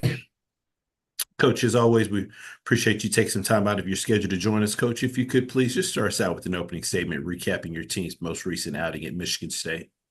Yeah, I think it was an exciting weekend. Always good to see these young men from this level go up to a big level like that and go out there and participate against a Big Ten team and just get familiar with that type of atmosphere. Kudos to Michigan State. They welcome us in, open arms. They gave us everything that we needed. Had a chance to get the guys on the field early when we landed, just so it won't be their first time going in there during game time. So that was a good thing. Awesome thing for Michigan State to allow us to get on there and do a little run through, walk through. As far as the game, again, my guys competed. We still left some things out there that we feel that we could have taken advantage of. How much advantage? Again, not sure, but again, we know that we inside the 30 twice, and as I told the guys, we got to be able to come up with some type of points, when we get that close, because again, we got a really good kicker, and we just got to put it in his hand to kick the ball. Unfortunately, he missed one. A little nervous, we talked about a big game jitters, and just trying to adjust to the wind. He had some issues adjusting to the wind pregame as well. So, but again, I would count on him anytime, any day. And I know what he's capable of doing. He's going to make that adjustment, as we will, not only with the kicking game, but the offense as well, and defense. Again, we just got to keep, stop shooting ourselves in the foot when we have an opportunity to make something happen. We got an interception. Then next thing we got a penalty, late hit out of bounds. So again, just correcting those things, and get ready for a good team coming in here with Southern coming in here, and try to get a win. Appreciate those opening comments, Coach. First question goes to Jim Kleinpeter. Yeah, Coach, would you talk a little bit about Cam Peters? It looks like he's coming along pretty well. And the second question would be, Shamar Savage seems to be a guy that really helps your quarterback develop. And just talk about their relationship and how he's playing. Good. Cam, yeah, he's doing well. Again, as I told him, again, the thing with Cam, again, just, he starts off fast, and then, again, once he, gets something bad happens, he just got to learn how to let it go. And then he's doing a better job at that. But again, as I told him, you got to get your check downs. You can't just continue to force things into a double coverage or a triple coverage. At least give us a chance, and that's all I kept telling him, is you give us a chance. You got to be able to see that, come off of it. Either you take the sack or you throw the ball away, and don't just throw it up, and get an interception, So once he's learned that, learn how to do that, he's going to be even better as a quarterback. Once he learned to manage the game a little bit better, he's going to be better as a quarterback. And all those are growing pains that he has to learn going forward. Shamar has done a great job for us thus far. Again, he is our go-to guy. Again, we're just trying to keep him healthy, keep him in the right place, put him in position to make plays, with his size. And, as long as we continue to do that, we're going to be able to move the ball, not only on the ground, but in the air as well. And again, just looking forward to this young man just continue to have success throughout the rest of the season because he deserved it. He went to a little camp this summer down there in Atlanta with some of the former NFL guys, and learned some techniques and skill set that will help him improve on his skills coming back this year and getting ready for the season. Thank you, Coach. You're welcome. Next question goes to Perry Daniels. Coach, this is your team's first SWAC contest since losing the Labor Day Classic. What is the message to your team? Yeah, just play your game, play your game, and, we're going to be okay. And again, and what I mean by playing our game, going out there, putting themselves in position to make the plays, and not destroying it. Meaning, again, we're in position to make plays, and a lot of times we destroy it, for ourselves because of mistakes that we make. So we can continue to cut down on the mistakes that we cause ourselves during the course of the game. We're going to be okay. They know the importance of this game coming up this weekend. So we just got to go out and just, continue to just, lift each other up as a team and just go out and just, as I told them earlier, when you go in there, you look at the film, look at the corrections, look at what, needs to be done to correct the problems that we've had, since day one. And as you guys know, those are the only things that's been hindering us, these mistakes when we're in position to make plays. So we get that corrected, we're going to be okay. And Coach Henry Miller returning to Prairie View, someone that you worked with. Can you talk about that aspect of the game? Yeah, my dude, man. I love that dude, man. He taught me a lot, when I was here, just different things, look for as a defense, or offense, and we know what we get with hearing. Like I said, been a part of his system, and he's a great defensive caller. So we got to, again, just make sure that we crossing those T's and dotting the I's offensively, and make the plays when the opportunity presents itself. Thank you, sir. Next question goes to Terence Harris. Hey, Coach, how you doing? Hey, T, what's going on, bud? Not too much. Hey, I'm working on a story. I want to talk to you a little about, is there such thing as a healthy balance when it comes to the transfer portal versus recruiting high school kids? And how do you get there? How do you make that decision of where that mark is? Yeah, for me, I'm only going to get that transfer portal again, if I need it. Again, it's our go-to right now, as college coaches, as college football has, transition into a different pattern now, different way of recruiting. Again, I still would love to go out and get high school kids that I can develop. But nowadays, in today's game, everybody has to win right away. So, now these transfer portal kids that are coming in, they're going to be the guys that, a lot of guys go to right away. And again, if it's a need that I have to have right away, for me to win, to be successful, absolutely. I'm going to go to that older guy if I can get the guy that I want, from that portal. But if not, if it's a high school kid that I know that I can, have time to develop, and he's that type of dude that I know is going to develop quickly, I'm going to go with him. Because at the end of the day, it's about me developing, these young men coming in, and shoot. Also with the transfer portal, you just never know what you're going to get, camaraderie wise, again, you're wanting guys to come in and, a lot of times you already have your team set, with the culture that you wanted at, and then that's the only thing, with the transfer portal, you bring in new guys and you don't know what their attitude is or how they're going to gel with the older guys. So that's always an issue, at least with me, just making sure that, we can bring guys in if they're coming from the portal, that's going to gel with the team atmosphere here. And so again, that we can go out, and, continue to get better as a team, and help us get back to where, where we want to be at the end of the year. How many high school kids did you bring in this year, and how many of them are playing for you right now? We're running like 10 this year. Right now, only one. Eric Zachary, he's a true freshman, and he's a corner. He's, again, somebody again, that we decided to pass on, but I had to pull the trigger and say, no, we're going to get this guy, and this worked out for us with this young man. He's going to be one of those guys, kids that's going to continue to improve.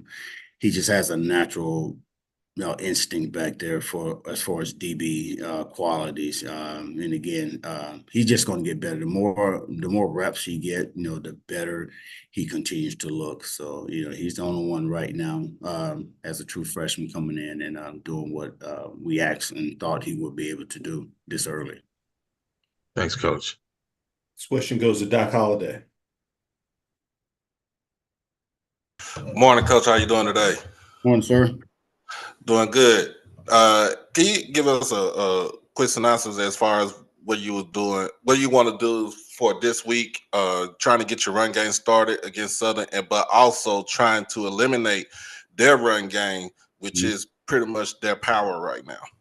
Yeah, and again, I really believe the way we've been playing lately, we can stop the run, with our defensive line. And again, you guys have heard me talking about these guys since day one.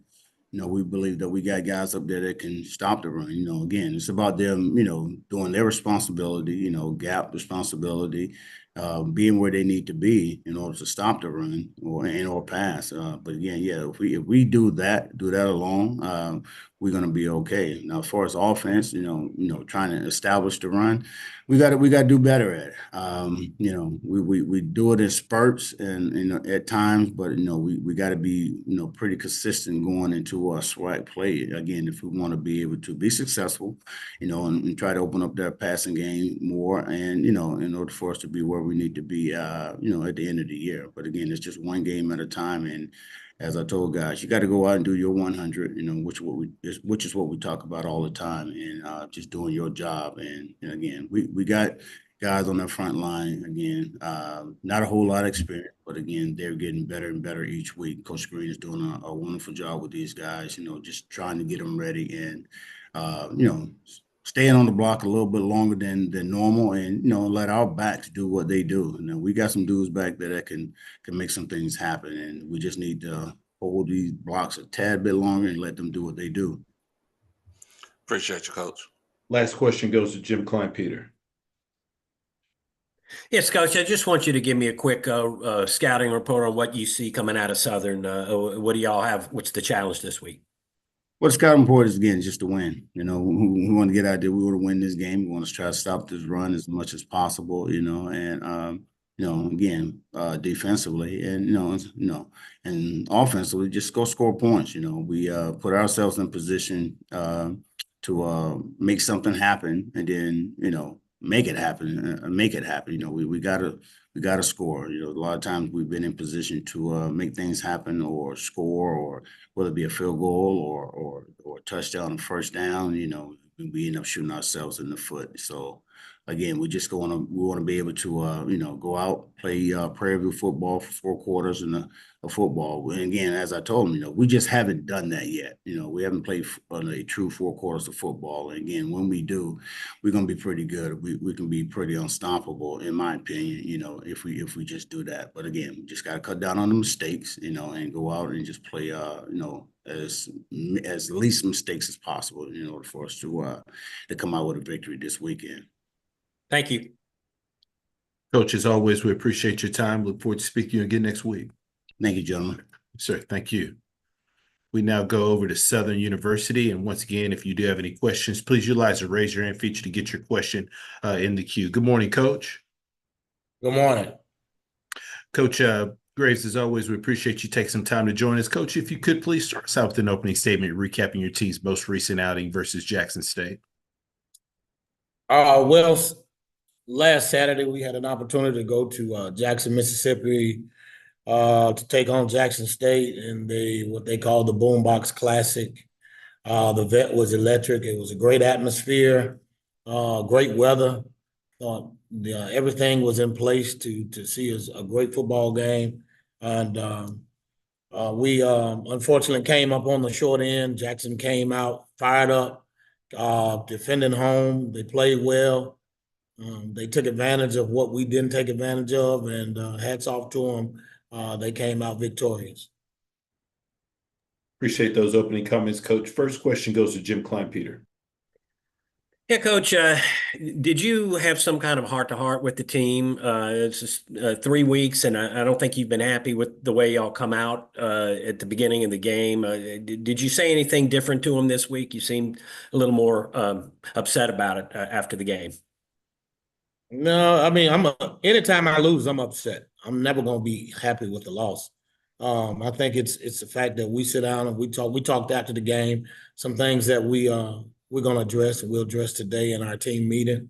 And we're gonna correct those things. I feel like we have the men, the leadership, and the coaches on the staff and on this team that will help us to get those things corrected. I just think it's a matter of a combination of things that we have to correct. And part of it is growing pains and the process, but no, didn't have a heart to heart, but we'll certainly have a conversation to get us on track. Next question goes to Perry Daniels. Hey, Coach, this game statistically was not as far apart as it looked to the eye on the television. Can you talk about the dominance that Jackson State displayed, especially in that first half at the line of scrimmage, offensively and defensively? Well, we fell in the hole early on to Jackson. We got behind the chains. We were actually moving the ball. We had, I think, one or two uncostly penalties that put us behind the chains that slowed us down. And then Jackson made a few plays. We had some mistakes, gap control assignments. Some guys were pressing, trying to do too much. They got down inside our red zone, and we blew a great opportunity for a pick six, which resulted into a field goal. And in games of that magnitude against a good football team, you have to take advantage of those opportunities, and we didn't. Guys were they were out there, they were pressing. I think defensively, I said it, I think defensively our guys had seemed to have read the newspaper a little bit too much for the first 2 weeks of how good we were. And I think Jackson also read the newspapers and things of that nature, and they took it personal. And so they made the plays that they were supposed to make, and we did make the plays that we were supposed to make, and thus we fell in the hole and we fell behind early. And turning the page, Coach, to your upcoming opponent, Sept went down with an injury. Can we expect to see both quarterbacks this coming week against Prairie View, or what is the injury report on Xavier Sept? Well, the X-rays were negative, so it's just a matter of us him seeing how he's going to move around this week, and we'll see how it goes. It'll be a day-to-day thing. Thank you, sir. Good luck. Thank you. Next question goes to Doc Holliday. How you doing, Coach? This is Doc Holliday. Give us a synopsis as far as Jackson State's defense pretty much basically making you rely more on the pass than the run, and what can you remedy? How can you remedy that for the next game against Prairie View this weekend?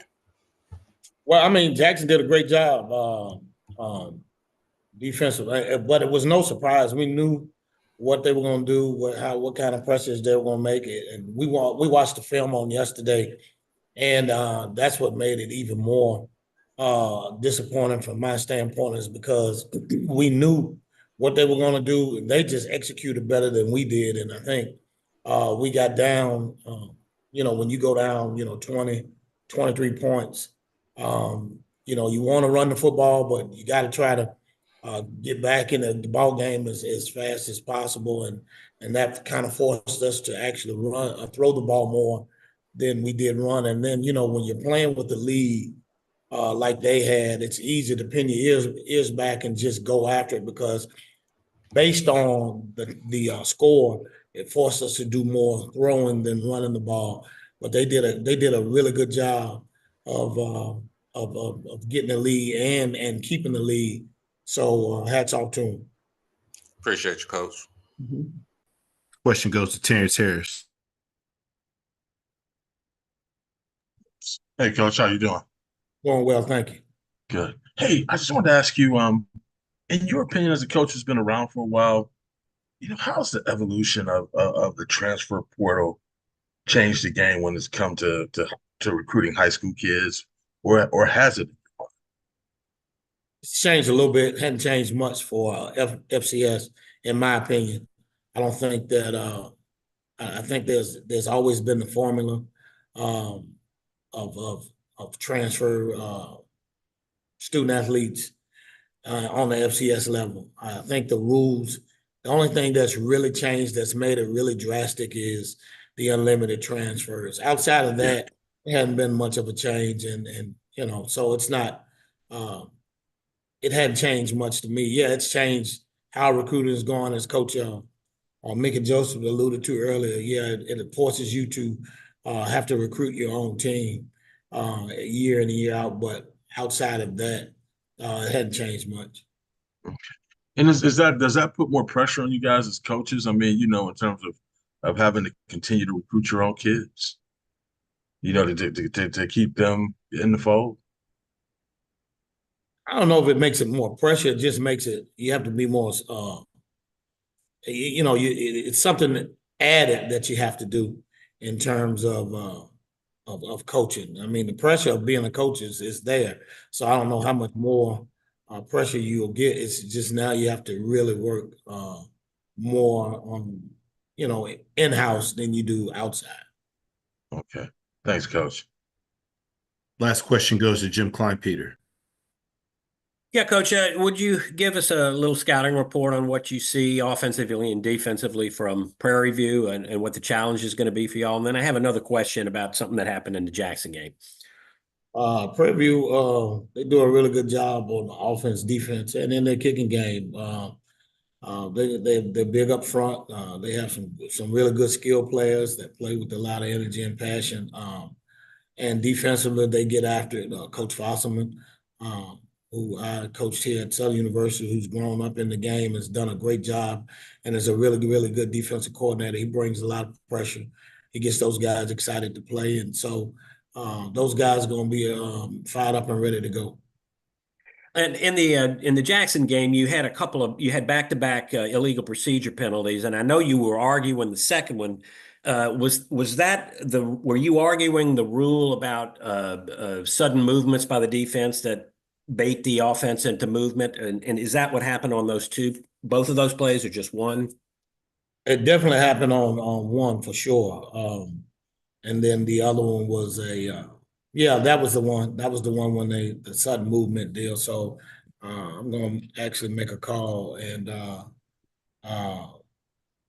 to Mr. Kelly, the coordinator, and just get some clarification on that, because I thought that was pivotal at that time, as we were on the plus side of the field going in to score or have an opportunity to get points. And so that's something that we need some clarification on, because obviously, we've gotten there's some confusion there. Thank you. Coach, as always, we appreciate your time. Look forward to speaking to you again next week. All right. Thank you. Thank you. All right. Next, we go over to Texas Southern and Coach Dishman. Good morning, Coach. Good morning. How's everybody doing? Doing great, Coach. Coach, as always, we appreciate you taking some time out of your schedule to join us. Coach, obviously this past week, bye week for your program, if you can just kind of walk us through this past week for your program. Well, we put our pads on and we went back to the basics of football, of hitting, tackling, fundamentals football, and offensive, defense, and special teams, to make sure our young men understand that without fundamentals, without technique, you can never win a game. Appreciate those opening comments. We'll now open up the floor for questions. First question goes to Terence Harris. Hey, Coach, how's it going? Mr. Harris? Hey, wanted to first start out by asking you if you've seen KJ running across campus this week, and how's he looking? No, I didn't see him run across campus this week because of our bye week, but he's looking good. He'll be all right. Okay. You expect him to play this week? Of course, I expect him to play every week. The Rice game was a coach decision, was my decision. Okay. He could have played, but we decided for him not to play. We thought that we'd be able to get through that game with one of our other quarterbacks, Jace, who played a lot of football. So it was a coach decision, and if I had a decision to do over again, I would make the same decision. Okay. And I want to ask you, as a new coach, looking at how Well, active I'm a new head coach. new head coach. That's what I mean. A new head coach at TSU. Like when you look at the transfer portal versus high school recruiting, how did you plan to attack both? Well, we got a strategic team over here we all get our heads together and understand what we need. What was our need in the portal, and what is our need as far as high school recruiting? And we got a good group of high school freshmen, and we got a good group of guys who's in the portal. So we were just basic on what we need to make us win this year and the years beyond. Okay. Thanks, Coach. Next question goes to Doc Holliday. Morning, Coach. How you doing today? Mr. Holliday. I'm doing good. Can you give us what you saw on film against Lamar and what you think you can do to basically utilize for their run defense? Well, Lamar's a very good team. We have our hands full this weekend. So we have to come up there and with an attitude, with a chip on our shoulders. We got beat very bad 2 weeks ago versus Rice. And we got to come up with that chip on our shoulder and play a very good football team. Thank you, Coach. Mm-hmm. Next question goes to Perry Daniels. Hey, Coach. Coach Colzie talked earlier about scouting other SWAC schools during his off week. Did you have the opportunity to do the same thing? We got film. No, we didn't. We don't go out and scout other teams because we have film. That's what the film is for. Coach Colzie run his program a little bit different, and that's okay. Everybody run their programs different. I don't think that I have a need to go out and scout the team. We exchange the film. I hope everybody exchanging film and everybody get the film. Thank you, sir. Next question goes to Ty Miller. Coach, good morning to you. Ty Miller from Power News Radio Network and Black College Football Weekly. You mentioned in your comments that you went back to some of the basics this week. And in every level of football now, we're seeing poor tackling. So can you be specific about what your team focused on and what they did to ensure better tackling? Well, we got the wheel out. We did our tackling circuit. Offense did tackling circuit. Defense did tackling circuit. Our special team did a tackling circuit.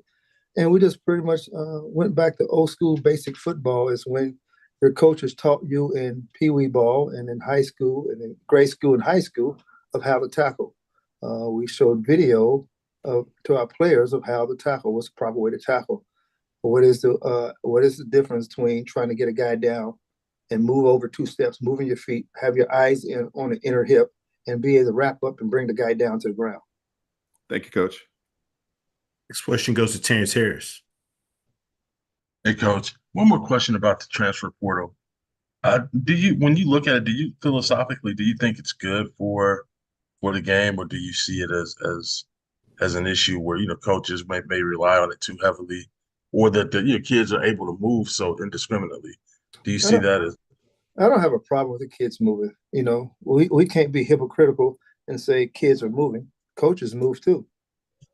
So coaches don't always stay there 4 or 5 years or 3 or 4 year 4 or 5 year contracts. So if coaches are able to move, then we should expect our kids to be able to move. So if any of our kids decide to go to the transfer portal, I'm okay with that. I have no issue with that. That's why we call coaches and we have to go out and get someone else to replace them. Okay. Thanks, Coach. Mm-hmm. Any final questions for Coach? All right, we've got another question from Ty Miller. Coach, following up on my tackling question, how much is attitude and desire a part of tackling as opposed to just showing guys what to do? How much does attitude come into it in wanting to tackle? Well, I think 95 or 97, anywhere between 90 to 98% of the guys do want to tackle. defensively. They do want to tackle. I don't think no one have made it this far and not want to tackle. So it's all about slowing it down, making them sure they understand each and every where they put their eyes, where they put their hands, where is their feet. You can't tackle, you can't arm tackle people these days in football. Of bringing that extra step or two, have your eyes on the inner hip and be able to wrap up with a little lift and bring them down. Thanks, Coach. Mm-hmm. Coach Dishman, as always, we appreciate your time. Look forward to speak to you again next week. All right, sound good, gentlemen. Have a great one. Yes, sir. Thank you. Once again, for all of our media participants, if you do have a question, please utilize the raise your hand feature to get your question in the queue for our coaches. With that being said, we'll move on now to our final head coach for our media session for today. It'll be Coach Taylor with Jackson State.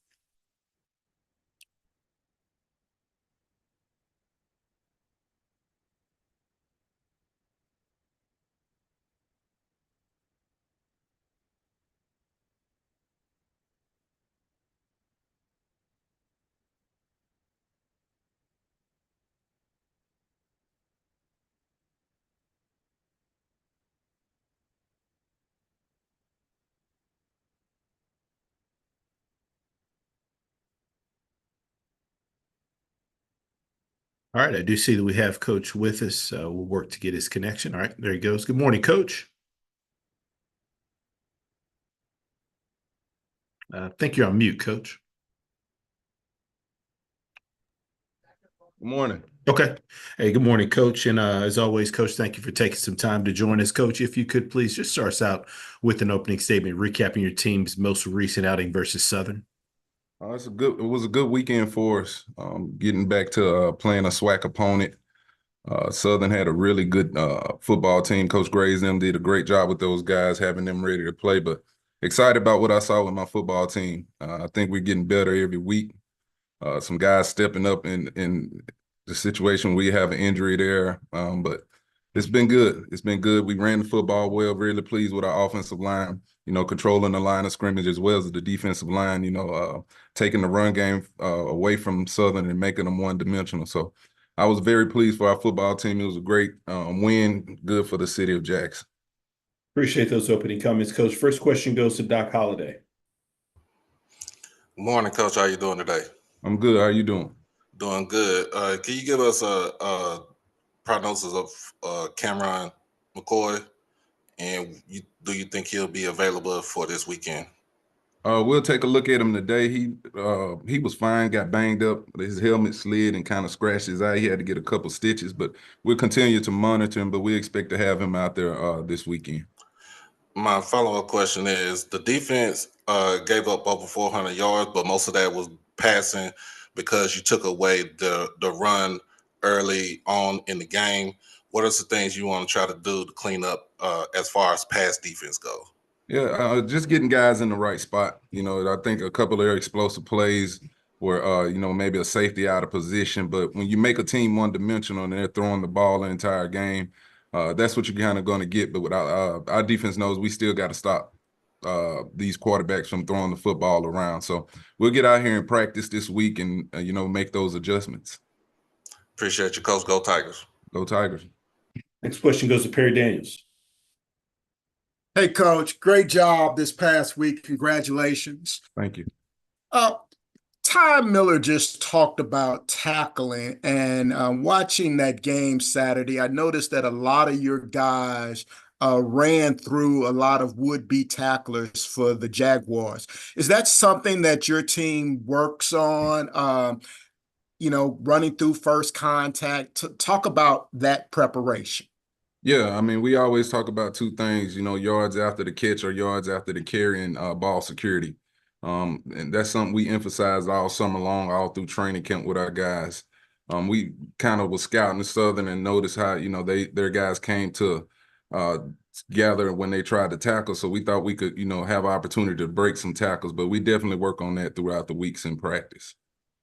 And Coach, you've mentioned before in these sessions about your playmakers, and you've got a bunch of them, Coach. But let's talk about going to Grambling and being in the hole and that experience and what you expect out of your playmakers there. Yeah. Well, first thing first, we talked about playing well at home. Our football team has done that. So now we got to go on the road and find a way to win a football game. We came up a little short against Monroe. Gremlin is going to be a hostile crowd. It's going to be packed. Should be sold out. And just getting these guys' mindset right of what it's like playing on the road and how we go about winning a game on the road. That's going to be critical. And we just emphasizing that those things in meetings with them and just, playing our game of football, playing our brand of football, and I think we'll be fine. Thank you, Coach. Thank you. Next question goes to Terence Harris. Hey, Coach. How you doing? I'm good. How are you doing? I'm good. Hey, I know a couple of years ago, obviously, when Dion was there, you guys went heavy in the portal. Since then, I mean, has that philosophy changed at all? And how do you balance, high school recruiting versus, sticking in the portal? Well, the first year we had to really rely heavily on the portal because we lost so many guys. But this past signing class was a little bit different. We had quite a few guys coming back off last year's team, so we was able to start building from the ground up and going into these high schools and get some really good talented high school football players, some guys that's making impacts for us now on the football field. So it's just about need. It's about need. If we need an immediate impact guy, sometimes we can go in that portal and find that. But then, I have no problem going out and get these high school, these freshmen football players because you can see now like a Travis Terrell can come in and, play immediately for you. Has there been any kind of, in your mind, devaluing of high school recruits because you have so many guys who are able to move so freely, who are experienced and come in kind of ready to play right now? I mean, has that devalued at all the high school recruit? I don't think so. I mean, they're still playing good football in high school. They're still playing good football in these high schools. I think the thing is now with these high schoolers you get now on your campus, they want to play early. The way the landscape is laid out now, if they don't play early, they sometimes want to leave, and you go where they can play. But that's kind of what you're dealing with. But there's still some great high school football being played. That's why this year, we probably hit on about 6 or 7 really good high school O-linemen that really hadn't touched the football field for us this year, but it's going to be really solid for us next year, as well as some other players at the skill position. So I think it's all about what you need as a program. Thanks, Coach. No problem. Next question goes to Ty Miller. Hey, Coach Carson, good morning to you. Hey, how you doing? Coach, this concerns the matchup with Grambling. In taking on a team, a foe that you know well, but with a new head coach and a possible new scheme, what adjustments do you make? And I ask that because if you look at anything about the Dallas-New Orleans game yesterday, the Saints came with a new scheme, and it looks like the Cowboys defense never adjusted to the new misdirections and everything that the Saints brought. So with Mickey Joseph being the new coach at Grambling State, what possible adjustment would you make on the fly with new schemes that you may not be aware of? It's just once you get into the flow of the game, you take the film and some of the games that they play, we'll be breaking those games down. But it's always, you want to get into the flow of the game and see what they're presenting on defense, on offense, and get with your coaching staff and make those adjustments as quick as possible and also translate that information to your players. So that's why I think the team that can make those quickest adjustments this weekend is going to be successful. Thank you, Coach. No problem. Any final questions for Coach Taylor with Jackson State? Yes, I have a follow-up if you don't mind. Yes, sir. In watching and what you've seen of the Tigers so far, Coach, what are your main concerns about Mickey Joseph's team? He has the preseason offensive player of the year there, Miles Crawley. He's a good quarterback. So we got to find ways to, get to him. We want to put some pressure on him with our front 4 guys. They got some speed. They got some size on the defense, is similar size to what Southern had, probably a little bigger, but he's done a great job in his first year recruiting. You can tell he's kind of changed the landscape over there, and they're playing very, very physical football. It's going to be another physical football game, no different than when we played this weekend, though. Thanks, Coach. Thank you. Any final questions for Coach? Coach Taylor, as always, we appreciate your time. Look forward to speaking to you again next week. All right. Thank you, guys. Yes, sir. Thank you. All right, this concludes our SWAC football media session for Monday, September the 16th. Once again, all of the media sessions for this year are auto-archived on YouTube at the SWAC Digital Network. Thank you for your participation. Have a great day.